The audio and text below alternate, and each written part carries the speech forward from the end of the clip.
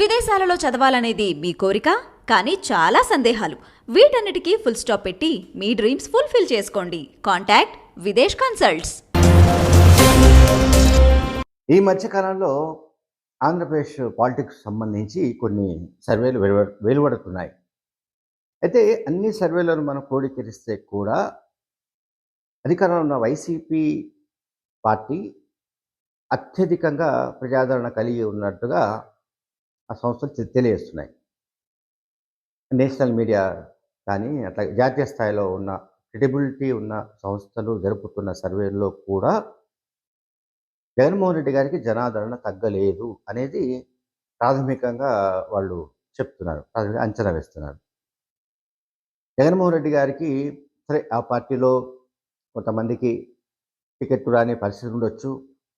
జగన్మోహన్ రెడ్డి గారే ఎవరి పెర్ఫార్మెన్స్ బాగాలేదు వాళ్లకు టికెట్ నిరాకరిస్తూ ఉండొచ్చు, వాళ్ళకు కొన్ని హామీలు ఇస్తుండొచ్చు, అధికారంలోకి వస్తే వాళ్ళని ఎక్కడ కన్వర్ట్ చేయాలనే దానికి సంబంధించి వాళ్ళని కన్విన్స్ చేస్తుండొచ్చు. ఇదంతా పార్టీలో ఇంటర్నల్గా కొన్ని ఇష్యూస్ జరుగుతున్నాయి. మనం పూర్తిగా వైసీపీ పూర్తిగా ఏమంటాం ఎటువంటి సమస్యలు లేకుండా ఉందనో, అసంతృప్తి లేకుండా ఉందనో, అసమ్మతి రాగాలు లేకుండా ఉందనో మనం అనడానికి లేదు. అక్కడక్కడ అసంతృప్తి రాగాలు వస్తూనే ఉన్నాయి. కొంతమంది అలుగుతున్నారు, కొంతమంది ఆ పార్టీ నాయకులు వాళ్ళను ప్రిపేర్ చేస్తున్నారు సైకలాజికల్గా. రకరకాల జరుగుతున్నాయి. ప్రతి పార్టీలో సహజమే. ఎన్నికల సందర్భాల్లో అసంతృప్తి, అలక ఇవన్నీ చాలా సాధారణమైన విషయాలే. నిరసనలు సాధారణ విషయాలే. లేదు ఈ పార్టీలో మనకు టికెట్ రాకపోతే ఇంకొక పార్టీలోకి వెళ్ళిపోదామని అనుకునే వాళ్ళు కూడా ఉండొచ్చు. వాళ్ళు మిగతా పార్టీలో కూడా చేరొచ్చు.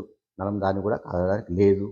అయితే వైసీపీలో ఉన్న సిట్టింగ్ ఎమ్మెల్యేలు ఎవరైతే టికెట్టు నిరాకరణకు గురవుతారో వాళ్ళు వేరే పార్టీలోకి వెళితే అక్కడి నుంచి ఎట్లా గెలుస్తారనేది ప్రాథమికంగా వచ్చే సందేహం.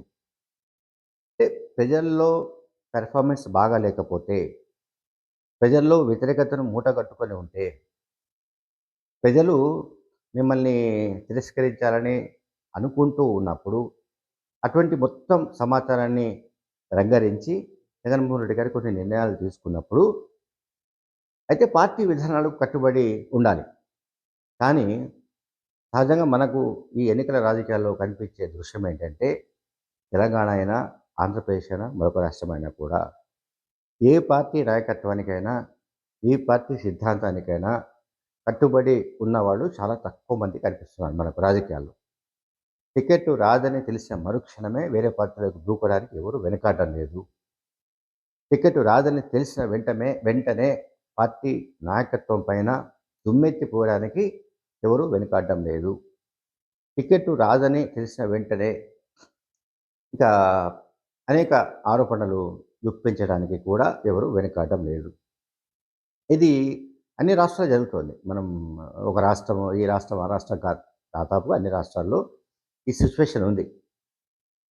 అయితే వీటన్నిటినీ ఓవర్టేక్ చేసుకుంటూ జగన్మోహన్ రెడ్డి గారికి ప్రజాదరణ ఎందుకు వస్తుంది అనేది డిస్కస్ చేయాలి మనం. అది చాలా కీలకమైన చర్చ జరగవలసింది ప్రజల్లో.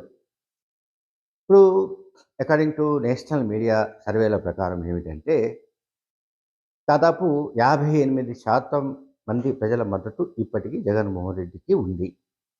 ఒకటి. నెంబర్ 2, తెలుగుదేశం పార్టీకి 35% ప్రజల ఆదరణ ఉంది.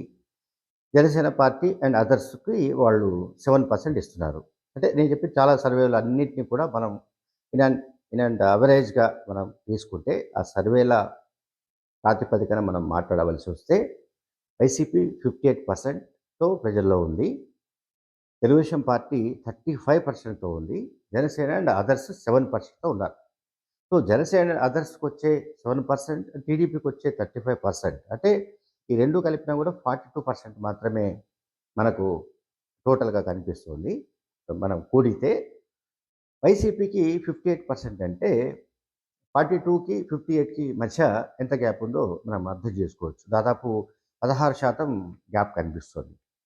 అంటే ప్రతిపక్ష కూటమికి వైసీపీకి మధ్య 16% ఓట్ల గ్యాప్ అంటే మామూలు విషయం కాదు. సరే ఈ గ్యాప్ ఎందుకొచ్చింది? ఎందుకొస్తుంది? జగన్మోహన్ రెడ్డి గారి ప్రభుత్వం పట్ల ఎందుకు సానుకూలత ఉంది? అన్న దానిపైన కూడా మనం చర్చించాలి. నిజంగా ఇది ప్రజల్లోకి వెళ్ళవలసిన అంశం కూడా. ప్రజలు చర్చించాల్సిన అంశం కూడా. ప్రజల్లో చర్చ జరగాలి. గతంలో 2014 నుంచి 19 వరకు చంద్రబాబు నాయుడు హయాంలో ఏం జరిగింది? 2019లో జగన్మోహన్ రెడ్డి గారు వచ్చిన తర్వాత ఈ 55, 56 నెలల్లో ఏం జరిగింది అన్నది చర్చ జరగాలి. చర్చ జరగకూడదు. చర్చ జరిగిన తర్వాతే ప్రజలు ఓట్లు వేయొచ్చు.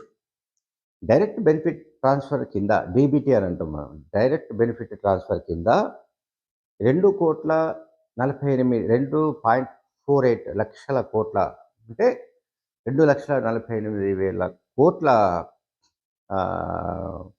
రూపాయలు ఇది డీబీటీ కింద వెళ్ళాయి. 2.48 లాక్స్ క్రోర్స్ అది ప్రజలకు నేరుగా అందాయి డీబీటీ. అండ్ నాన్ డీబీటీ కింద ఆల్మోస్ట్ 1.68 క్రోర్స్ లక్షల కోట్లు. ఈ టోటల్‌గా 4.16 లాక్స్ క్రోర్స్ ప్రజలకు అందాయి. ప్రజలకు డైరెక్ట్ బెనిఫిట్ ట్రాన్స్‌ఫర్ కింద వెళ్ళాయి. అట్లాగే నాన్ డైరెక్ట్ బెనిఫిట్ ట్రాన్స్‌ఫర్ కింద కూడా ప్రజలకు డబ్బులు అందాయి. సో, వీళ్ళు అంటే ఈ లబ్ధిదారులు జనాభాలో చాలా ఎక్కువగా ఉన్నారు. ఆల్మోస్ట్ 60-70% పైగా జనాభాలో బెనిఫిషియర్స్ ఉన్నారు. ఓటర్స్‌లో బెనిఫిషియర్స్ ఉన్నారు. వాళ్ళు ఎవరికి ఓటు వేస్తారనేది చర్చ. వాళ్ళు ఎవరికి ఓటు వేస్తారనేది ఒక చర్చ. అంటే ఒక రకమైన ఏమంటాము ఒక డిస్కషన్ పాయింట్ ముఖ్యంగానే. ఇవాళ అంటే ఆదివారం రోజు ఒక పత్రికలో ఒక అంటే ఆయన ఆ పత్రికాధిపతి, ఆ మీడియా సంస్థల అధిపతి తెలంగాణలో కేసీఆర్‌ను, ఆంధ్రప్రదేశ్‌లో జగన్మోహన్ రెడ్డి గారిని ఓ ఓడిపోవాలని కోరుకుంటున్న వ్యక్తి. ఆయన కోరిక ఒకటి నెరవేరింది. కేసీఆర్ గారు ఓడిపోయారు. ఇక జగన్మోహన్ రెడ్డి గారు కూడా ఓడిపోవాలి. అంటే ఆయన కాన్సెప్ట్ ప్రకారం ఆ మీడియా సంస్థల అధినేత లక్ష్యం ఏమిటంటే ఇద్దరు ఓడిపోవాలి. ఆయనకు వీళ్ళిద్దరు కూడా శత్రువులు. అందువల్ల ఇప్పుడు అందులో ఏ కథనాలు మొదలుపెట్టారంటే జగన్మోహన్ రెడ్డి గారు టికెట్లు అమ్ముకుంటున్నారు. అసలు అధికార పార్టీ టికెట్లు అమ్ముకునే పరిస్థితి ఎక్కడైనా ఉంటుందా? టికెట్ అమ్ముకోవాల్సిన అవసరం ఉంటుందా? ప్రతిపక్షాలకు సంబంధించిన పార్టీల వాళ్ళు టికెట్లు అమ్ముకుంటున్నారంటే అర్థం ఉంటుంది. ఎవరైనా కన్విన్సింగ్‌గా ఉంటుంది. ఎవరైనా నమ్మడానికైనా ఉంటుంది. మరి అధికార పార్టీకి ఆల్రెడీ సిట్టింగ్ ఎమ్మెల్యేలే 151 మంది ఉన్నారు. సరే మార్పులు, చేర్పులు చేసినా కూడా 20-30 సెగ్మెంట్స్‌లో మార్పులు, చేర్పులు జరుగుతాయని ఇప్పుడు ప్రాథమికంగా అందరూ అనుకుంటున్న అంచనా. సరే ఆ 20, 30 సెగ్మెంట్స్‌లో మార్పులు, చేర్పులు చేసిన తర్వాత కూడా వైసీపీ అధికారంలోకి రావడానికి ఏం చేయాలి? ఏమిటనే దానికి సంబంధించిన యుద్ధతంత్రం అంతా కూడా తెలిసిన వ్యక్తి జగన్మోహన్ రెడ్డి గారు. ఆయన అంత ఈజీగా అధికారాన్ని వదులుకునే రకం కాదు, పోగొట్టుకునే రకం కాదన్న విషయం ప్రతిపక్షాలకు బాగా తెలుసు. అందువల్లనే ప్రతిపక్షాలకు వత్తాసు పలిగే ఇటువంటి మీడియా సంస్థలు ఏంటంటే ఇప్పుడు రకరకాల నిందలతో వార్తా కథనాలను వండి వార్చుతున్నారు. అందులో ఏమిటంటే జగన్ గారు టికెట్లు అమ్ముకుంటున్నాడు. టికెట్లు అమ్ముకుంటుంది ఎవరు అని ఒకవేళ మనం ఇన్వెస్టిగేషన్ చేస్తే అటువైపు ఆ శిబిరం నుంచి మనకు కొన్ని విషయాలు తెలిసే ఛాన్సెస్ ఉంటాయి. అంటే టీడీపీ, జనసేన వైపు ఆ శిబిరంలోంచి ఆ కూటమి సంబంధించిన మనుషులు మరీ ముఖ్యంగా లోకేష్‌కు సన్నిహితుడైన కిలారు రాజేష్ అనే పేరు కూడా ఈ మధ్య వినిపిస్తోంది. సరే ఆయన ఈ టికెట్ల అమ్మకాలు వీటిలో ఉన్నాడా లేదా అనేది చర్చ పక్కన పెడితే మొత్తం మీద టికెట్లు అమ్మడానికి సంబంధించిన వ్యవహారంలో తెలుగుదేశం పార్టీ ముందంజలో ఉన్నట్టయితే అర్థమవుతుంది. టీడీపీ, జనసేన కూటమికి ఏంటంటే వాళ్ళకి ఒకటి నిధుల కొరత ఉంది. సఫిషియంట్ ఏమంటాం మంచి సమర్థన అభ్యర్థులు కావాలి. 2, 3 సమస్యలు వాళ్ళని వెంటాడుతున్నాయి. సమర్థ అభ్యర్థులు కావాలి. ఆర్థిక బలమున్న వాళ్ళు కావాలి. సో, ఇటువంటి సమస్యల్ని వాళ్ళు ఎదుర్కోవాలి అంటే ముందుగా డబ్బున్న వాళ్ళని చూడాలి. డబ్బు బాగా అంటే ధనబలం బాగా ఉన్న వాళ్ళని చూస్తే వాళ్ళు పార్టీ కోసం అవసరమైతే కొంత ఫండ్ ఇచ్చే అవకాశం ఉంటుంది. తమకు తామే తమ కాన్స్టిట్యూన్సీలలో ప్రచారం చేసుకోవడానికి సంబంధించిన డబ్బు కూడా వాళ్ళ దగ్గర ఉంటుందన్న కాన్సెప్ట్ టీడీపీకి, జనసేనకు ఉంది. కనుక వాళ్ళు ఏం చేస్తున్నారంటే ఇప్పుడు ఈ మీడియా సంస్థలు నేను చెప్పాను కదా, జగన్ను, కేసీఆర్ను వాళ్ళిద్దరూ ఓడిపోవాలని మనసా వాచా కోరుకున్న మీడియా సంస్థల అధిపతి చేస్తున్న పని ఏమిటంటే టికెట్లు అమ్ముకుంటున్నాడు అన్నది ఒకటి. అట్లాగే ముందే బురద జల్లాలి. జగన్మోహన్ రెడ్డి గారి పైన ముందే బురద జల్లితే ఇక ఏంటి అది అట్లా స్ప్రెడ్ అవుతూ పోతుంటుంది. ఆ ప్రాపగండ నడుస్తూ ఉంటుందన్న అంచనా కూడా ఉండొచ్చు. అయితే ఇక్కడ ఇంకొక పాయింట్ ఏంటంటే వైసీపీ టికెట్లు ఎవరికైతే నిరాకరించే అవకాశం ఉన్నట్టుగా మనం అనుకుంటున్నాము, వెదర్ ఇట్ ఈస్ నంబర్ 20 కావచ్చు, 25 మెంబర్స్ కావచ్చు, 20 మంది కావచ్చు. ఈ 25 మంది, 20 మంది వాళ్ళు కాంగ్రెస్ పార్టీలోకి వెళ్తారేమో అని కూడా ఇంకొక చర్చ మొదలుపెట్టారు. కాంగ్రెస్ పార్టీలోకి వెళ్ళి వాళ్ళు చేయగలిగింది ఏముంది? ఇప్పుడు పార్టీ బేస్ అంటూ ఉండాలి, పార్టీ నిర్మాణం అంటూ ఉండాలి, పార్టీకంటూ స్ట్రెంత్ ఉండాలి. వైసీపీకి ఒక రకంగా అనుకూల వాతావరణం అంటూ లేదు, ఒక ఒక లైన్లోనే లేదు. అనేక కోణాల్లో సానుకూలత ఉన్నట్టుగా ఎందుకు చెప్పగలుగుతున్నామంటే, ఒకటి వాలంటీర్స్ వ్యవస్థ కావచ్చు, గ్రామ సచివాలయాలు కావచ్చు, డీబీటీ, డీబీటీ ద్వారా అందుతున్న అనేక సంక్షేమ కార్యక్రమాల ద్వారా లబ్ధి పొందుతున్న ఓటర్స్ కావచ్చు, అండ్ మిగతా విషయాల్లో కూడా చాలా రకాలుగా కూడా జగన్ పార్టీకి, వైసీపీకి సానుకూల వాతావరణం ఉంది. అటువంటి సానుకూల వాతావరణం ఉన్నప్పటికీ కూడా ఇన్ కేస్ సిట్టింగ్ ఎమ్మెల్యే పైన వ్యతిరేకత ఉంటే అది అంతిమంగా వైసీపీకి నష్టం జరుగుతున్న ఉద్దేశంతో మార్పులు చేర్పులకు శ్రీకారం చుట్టాడు. అయితే వాళ్ళు అంటే ఎవరైతే టికెట్ నిరాకరణకు గురైతే వాళ్ళు కాంగ్రెస్లోకి చేరతారన్న ఒక ప్రచారం జరపడం కూడా ఆశ్చర్యం కలిగిస్తుంది.